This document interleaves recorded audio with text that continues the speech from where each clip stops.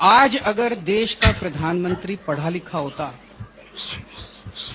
मैंने उनके वीडियो देखे हैं, एक वीडियो वो बड़े गर्व के साथ कहते हैं मैं पढ़ा लिखा नहीं हूं। ये आप पर्सनल अटैक नहीं कर रहे? आप सुन तो लीजिए, आपको इतनी तकलीफ क्यों होती है? नहीं आप अगर मेरे को बोलने तो दीजिए। आप प्रधानमंत्री का नाम लेते आप कूदने लग जाते हैं। शांति रखिए, सुनने वो भी नहीं सुनना चाहते, आप भी नहीं सुनना चाहते। आपको हाँ चलिए। एक इंटरव्यू था राजीव शुक्ला जी का, आपने देखा है वो? जी बिल्कुल देखा। उसमें वो कहते हैं कि मैं हाई स्कूल से आगे नहीं गया। सही है। एक और भाषण चल रहा है सोशल, जिसमें वो कहते हैं मैं पढ़ा लिखा नहीं हूं।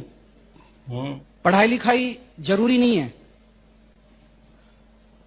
अगर किसी देश का प्रधानमंत्री ये विचार रखता है कि पढ़ाई लिखाई विकास के लिए जरूरी नहीं है, वो देश कैसे तरक्की कर सकता है? ऐसा विचार उन्होंने रखा नहीं। सुन लीजिए, नहीं, ऐसा विचार नहीं। देखिए अगर आप ऐसी बात कर रहे हैं तो ऐसा मेरे को बात पूरी तो करनी दीजिए। आप जो बोल रहे हैं कि पढ़ाई लिखाई जरूरी है, वीडियो चला दीजिए। ऐसा विचार तो उन्होंने कभी नहीं रखा। वीडियो चला दीजिए। वीडियो चला दीजिए।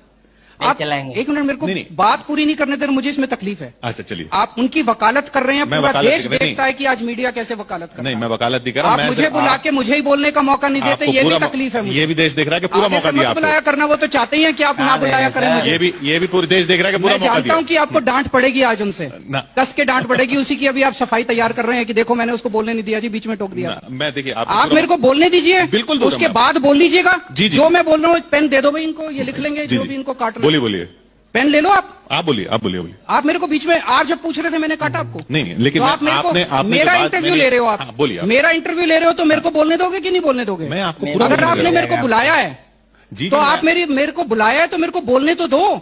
मेरा फ्लो क्यों तोड़ रहे हो? अच्छा चलिए, आप लिख लीजिए, मेरे को बाद में बोल दीजिएगा कि अरविंद जी आपने ये जो बोला ये ठीक नहीं था। ठीक है चलिए। आप बीच में इस तरह से आर्ग्यू कर रहे हैं, ये आपका, चलिए बोलिए। ये दिखाता है कि कहीं ना कहीं दिल में कमजोरी है। अच्छा चलिए, आप जाना।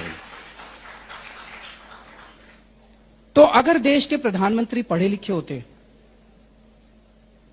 तो वो शिक्षा का महत्व समझते।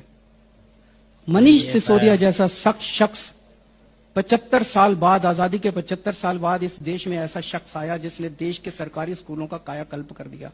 कोई नहीं कर पाया। मैं ये नहीं कहना चाहता, किसी की इंटेंशन पे दोष नहीं उठाना चाहता। पहले जितनी पार्टियां थी हो सकता है करना चाहती हूं, कर नहीं पाई हूं।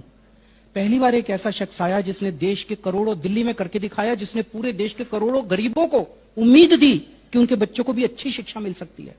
नहीं तो अच्छी शिक्षा का मतलब था पैसे हैं तो डीपीएस में भेजो, फलाने में भेजो, फलाने में भेजो, पैसे नहीं है तो सरकारी स्कूल में भेजो। ऐसे शख्स को उन्होंने पकड़